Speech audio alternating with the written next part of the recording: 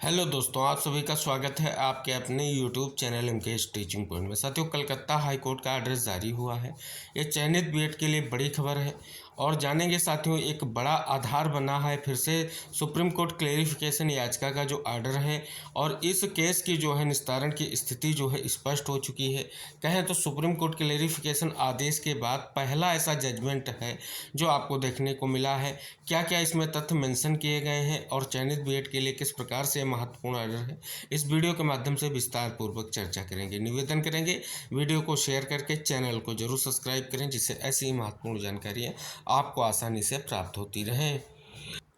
साथियों, यहाँ पर आप केस का स्टेटस देखेंगे। ये केस जो आप सभी को दिख रहा है, ये केस 5 जनवरी 2021 को फाइल किया गया था और साथियों तब से ये केस कंटिन्यू रूप से सुनवाई हो रही थी। यहाँ पर अगर आप देखेंगे कई सारी आपको यहाँ पर सुनवाइयाँ देखने को मिलेंगी। ये आपको जो है ये केस आपका जो है 19/4/2024 को जो है आर्डर आया है। आर्डर में सारी चीज़ें हम आपको अवगत कराएंगे, क्या क्या निष्कर्ष निकल कर आया है। साथियों, बात करें जो 8 मार्च को जो है सुनवाई हुई थी और उसके बाद जो है अब यहाँ पर आर्डर निकल कर आया है। अब इस आर्डर में क्या तथ्य मेंशन किए गए हैं, हम आप तक सारी जानकारी इस वीडियो में शेयर करने वाले हैं। तो साथियों, महत्वपूर्ण केस क्यों हो जाता है, चयनित बीएड के लिए क्या कुछ निष्कर्ष निकला है, वो इम्पोर्टेंट दिख रहा है। तो साथियों, यहाँ पर अगर आप देखेंगे तो देख सकते हैं कलकत्ता हाई कोर्ट का आपका आर्डर है और जस्टिस अमृता सिन्हा जी की बेंच के माध्यम से दिया गया है। केस आप सभी देख सकते हैं WPA 165/2021। साथियों, बात कर लें Swarnajit Basu and others versus union of India का केस आपका है। अब साथियों, यहाँ पर अगर आप देखेंगे तो सारे वो मेंशन किए गए हैं एडवोकेट के नाम और कौन कौन सी क्या स्थितियां हैं ये स्पष्ट की गई हैं। तो यहाँ पर साथियों अगर आप देखेंगे तो हियरिंग कंक्लूडेड ऑन 8/3/2024, यानी जो आपकी सुनवाई हुई थी 8 मार्च को हुई थी और जजमेंट जो आपका आया है ये 19/4/2024 को आया है। अब साथियों यहाँ पर अगर आप देखेंगे तो सारी वो चीज़ें मेंशन की गई हैं जो बहुत ही महत्वपूर्ण है अगर हम चयनित बीएड के दृष्टिकोण से देखें तो। साथियों, आर्डर में स्टार्ट में लिखा गया है कि हालांकि मामले की सुनवाई कुछ समय पहले ही समाप्त हो गई थी, लेकिन न्यायालय ने निर्णय के टकराव से बचने के लिए फैसला टाल दिया क्योंकि विचाराधीन मुद्दा माननीय सर्वोच्च न्यायालय के समक्ष विचाराधीन था। माननीय सर्वोच्च न्यायालय द्वारा आदेश पारित किए जाने के बाद तुरंत निर्णय तैयार किया जा रहा है। कहने का अर्थ साथियों ये है कि मामले की जो सुनवाई हुई थी 8 मार्च को, तो आपने देखा कि हियरिंग कंक्लूडेड हुई और उसके बाद जो है जजमेंट या आर्डर आपका जो है 19 अप्रैल को ये आया है। अब साथियों इसको तुरंत निर्णय तैयार किया गया है। तुरंत निर्णय किस बिहाफ पर तैयार किया गया है ये हम आपको अवगत करा रहे हैं। लिखा गया है कि राष्ट्रीय तकनीकी शिक्षा परिषद यानी एनसीटी की जो अधिसूचना थी आपकी 28/6/2018 का जो आपका गजट था उसकी बात यहाँ पर की गई है।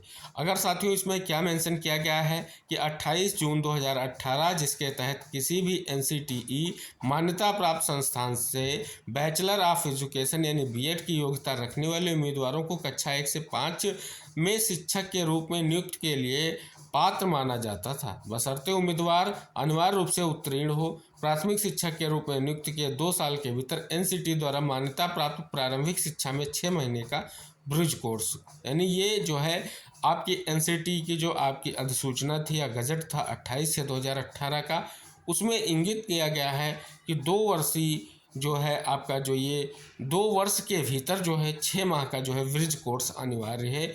जो बीएड अभ्यर्थी अपॉइंटमेंट होंगे उनके लिए ये जो है गजट आया था। आगे इसमें साथियों लिखा गया है जो आपका देवेश शर्मा का जो आपका जजमेंट आप सभी को पता है सर्वोच्च न्यायालय का 11 अगस्त 2023 का, जिसमें आप सभी को पता है लिखा गया है कि 28/6/2018 की विवादित अधिसूचना को रद्द करने और अलग रखने की कृपा की गई। न्यायालय ने अन्य बातों के साथ साथ यह देखकर प्रसन्न हुआ कि बीएड योग्य शिक्षकों को अनिवार्य रूप से इसे बाहर रखा गया था। प्राथमिक विद्यालयों में शिक्षकों के पात्रता के दायरे में बीएड को प्राथमिक स्तर के शिक्षकों के लिए योग्यता नहीं माना गया, यानी प्राथमिक कक्षाओं के लिए बीएड पाठ्यक्रम में अंतर्निहित शैक्षणिक कमजोरी अच्छी तरीके से पहचानी जाती है और यही कारण है कि बीएड प्रशिक्षित शिक्षकों को उनकी नियुक्ति के पहले 2 वर्षों के भीतर प्रारंभिक कक्षाओं में 6 महीने के प्रशिक्षण से गुजरना पड़ता था। यानी बात की गई है, जो ये अधिसूचना आई थी इसमें पहले ही माना गया था। कहने का अर्थ ये है कि ब्रिज कोर्स को अनिवार्य इसलिए किया गया था, माना गया था कि प्राथमिक कक्षाओं के लिए कहीं ना कहीं बीएड जो है योग्यता नहीं है। ये कहने का अर्थ यहाँ पर स्पष्ट किया गया है। आगे लिखा गया कि माननीय न्यायालय ने हालांकि विवादित अधिसूचना को खारिज कर दिया। यानी 11 अगस्त 2023 को जो है सुप्रीम कोर्ट ने ये आदेश पारित कर दिया। यानी बात कर लें तो सुप्रीम कोर्ट के आदेश को बार बार यहाँ पर कोट किया जा रहा है। यानी 11 अगस्त 2023 के जो आदेश को बार बार कोट करने का अर्थ ये है, क्या एनसीटी की अधिसूचना थी और क्या बिहाफ था, उसको किस प्रकार से सुप्रीम कोर्ट ने रद्द किया, वो बात यहाँ पर अभी की जा रही है। आगे साथियों क्लेरिफिकेशन की भी सुनवाई का विशेष महत्व यहाँ पर देखने को मिलेगा। लिखा गया है, लेकिन यह निर्दिष्ट नहीं किया गया कि जो शिक्षक पहले से ही बीएड योग्यता के साथ नियुक्त किए गए थे वह सेवा में बने रहेंगे या नहीं। अनिर्णित मुद्दे ने मुकदमेबाजी की एक और दौर को जन्म दिया। यानी कहने का उद्देश्य ये है कि 11 अगस्त 2023 को जो फैसला आया उसमें जो है गजट को रद्द किया गया और बीएड अभ्यर्थियों को जो है प्राथमिक शिक्षक भर्ती के लिए पात्र न मानते हुए आदेश पारित किया गया। लेकिन जो बीएड अभ्यर्थी नियुक्त हो चुके थे या बीएड की योग्यता के साथ वो नियुक्ति पा चुके थे, उनको लेकर के कोई निर्णय नहीं आया, जिसके कारण जो है एक अनिर्णित मुद्दे से ने मुकदमेबाजी जो है स्पष्ट हो गई। यानी मुकदमेबाजी यानी कोर्ट पर जो है स्थितियां चलने लगी, केसेस चलने लगे। ये आपने कई सारे हाई कोर्ट में देखा है। 11 अगस्त 2023 के जजमेंट के बाद कई सारे हाई कोर्ट का ऑर्डर भी आया है, जजमेंट भी आया है और लगातार ये चीज़ें चलती रही। अब आगे साथियों यहाँ पर स्पष्ट होता है आपके क्लेरिफिकेशन का। लिखा गया है कि स्पष्टीकरण के लिए माननीय सर्वोच्च न्यायालय के समक्ष दायर किया गया था और जो है दिनांक 8 अप्रैल 2024 के आदेश के माध्यम से माननीय सर्वोच्च न्यायालय ने यह स्पष्ट किया कि 11 अगस्त 2023 को न्यायालय द्वारा दिया गया निर्णय केवल उन उम्मीदवारों के लिए संभावित प्रभाव होगा, यानी प्रास्पेक्टिव लागू होगा, जिन्हें किसी न्यायालय द्वारा लगाई गई किसी योग्यता या शर्त के बिना नियुक्त किया गया था कि उनकी नियुक्ति उनके द्वारा शुरू किए गए मामले के अंतिम परिणाम के अधीन होगी और ऐसे उम्मीदवार बिना किसी योग्यता के नियमित रोजगार में थे और नियुक्त किए गए थे एक विज्ञापन के अनुसरण में, जहां बीएड को एक वैध योग्यता निर्धारित किया गया था। अगर इस पॉइंट्स को आप पढ़ेंगे तो इसमें सीधा सा अर्थ ये निकल कर आ रहा है कि जो भर्तियां अगर जो आपका भर्ती प्रोसेस स्टार्ट हुआ था और वो भर्ती न्यायालय चली गई थी और स्पष्ट तौर पर उसमें ये निष्कर्ष निकला था कि जो भी नियुक्तियां होंगी इस केस या जो है इसमें जो स्पष्ट तौर पर भर्ती प्रक्रिया पूरी होगी वो न्यायालय के अंतिम परिणाम के अधीन होगी। ऐसी भर्तियों पर जो है ये जो आपका ऑर्डर आया है क्लेरिफिकेशन का, उसका जो नेचर है वो प्रास्पेक्टिव नहीं लागू होगा, ये कहीं ना कहीं स्पष्ट किया जा रहा है।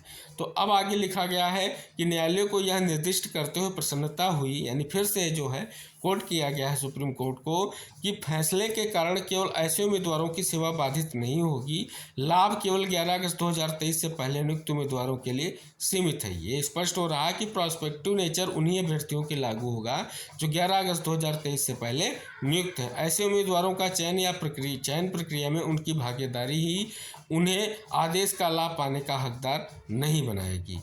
सुप्रीम कोर्ट ने कहा कि बीएड योग्यता रखने वाली और जिनकी नियुक्तियां उक्त फैसले के आधार पर संरक्षित थीं उन्हें आदेश की तारीख से 1 वर्ष के भीतर यानी 7 अप्रैल 2025 तक जो है ब्रिज कोर्स कराना होगा। यानी जो अब 11 अगस्त 2023 से पहले जो उम्मीदवार हैं जिनकी भर्ती किसी भी न्यायालय के अंतिम परिणाम के अधीन नहीं हुई है या सब्जेक्ट टू आउटकम कहे नहीं हुई है, तो उन अभ्यर्थियों की जो नियुक्ति है संरक्षित करने के लिए ब्रिज कोर्स जो है 1 साल के अंदर कराना होगा, जिसकी यहाँ पर संभावित जो है तारीख स्पष्ट की गई कि 7 अप्रैल 2025 तक जो है उनको ब्रिज कोर्स कराना होगा। आगे साथियों लिखा गया है कि माननीय सर्वोच्च न्यायालय द्वारा 8 अप्रैल 2024 के जो आपके 4303/2024 जो आपका डायरी नंबर है, अब बात कर लें तो ये केस जो था 5068 जो आपका Devesh Sharma versus union of India का केस था, उस केस में ये जो आपका स्पष्टीकरण कहें या मिसलेनियस एप्लीकेशन कहें, ये कहीं ना कहीं क्लेरिफिकेशन के लिए लगाया गया था। अब साथियों लिखा गया है कि उन शिक्षकों के भाग का फैसला किया है जो 11 अगस्त 2023 से पहले ही बीएड योग्यता के साथ नियुक्त किए गए थे। सभी बच्चों को उक्त आदेश में पारित निर्देश का कड़ाई से अनुपालन करते हुए कार्य करने का निर्देश दिया जाता है। यानी इस फैसले में स्पष्ट किया गया है, हाई कोर्ट ने सुप्रीम कोर्ट के उस फैसले को कोट किया है जो आपके क्लेरिफिकेशन में आया है और स्पष्ट किया है कि इसका कड़ाई से जो है अनुपालन किया जाए। यानी 11 अगस्त 2023 से पहले जो बीएड योग्यता के साथ नियुक्त किए गए थे और उनकी भर्ती प्रक्रिया जो थी न्यायालय के अंतिम परिणाम के अधीन नहीं थी, उन पर जो है कहीं ना कहीं कड़ाई से जो आदेश आया है 8 अप्रैल को, उसका कहीं ना कहीं कड़ाई से अनुपालन करने की बात की गई है। बाद लिखा गया है, तत्काल रिट याचिका और संबंधित आवेदन के निर्णय लेने के लिए कोई और मुद्दा नहीं बचा है, इसलिए संबंधित आवेदन के साथ रिट याचिका का निपटारा किया जाता है और कोई भी लागत नहीं, यानी किसी भी तरीके से कोई भी जो है कास्ट नहीं लगाई गई। यदि निर्णय की तत्काल प्रमाणित फोटोकॉपी के लिए आवेदन किया जाता है तो सामान्य कानूनी और औपचारिकताओं के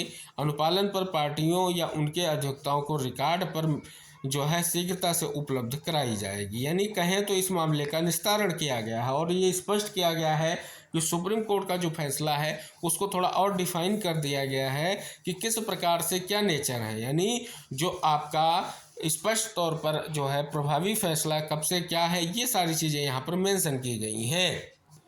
तो साथियों कहें तो एक महत्वपूर्ण जो है जजमेंट आ चुका है और हाई कोर्ट जो आपका कलकत्ता है उसने स्पष्ट तौर पर कहीं ना कहीं ये इंगित करा दिया है, यानी कलकत्ता बेंच ने इंगित करा दिया है कि ये जो मामला है अब सुप्रीम कोर्ट का जो क्लेरिफिकेशन आया है, क्लेरिफिकेशन का जो आर्डर हुआ है, आर्डर में अगर आप देख रहे हैं कि जो भर्तियाँ अगर किसी भी हाई कोर्ट में उनकी भर्ती प्रक्रिया जो थी वो स्टार्ट हुई थी और तभी जो है उस भर्ती प्रक्रिया को चैलेंज कर दिया गया था और उसमें ये कोई भी आदेश अगर ऐसा पारित हुआ था कि जो भर्ती प्रक्रिया हो सब्जेक्ट टू आउटकम रहेगी या सब्जेक्ट टू फाइनल आउटकम रहेगी, यानी अर्थ क्या है कि इस फैसले के या इस केस के जो है अंतिम परिणाम के अधीन रहेगी, ऐसी भर्तियों पर कहीं ना कहीं ये फैसला जो है जो स्पष्ट हो रहा है वहाँ पर बीएड अभ्यर्थियों के लिए कहीं ना कहीं स्थितियाँ जो हैं अभी भी माकूल नहीं है। तो ये स्पष्ट हो गया है कि जो फैसला है उसके बारे में और थोड़ा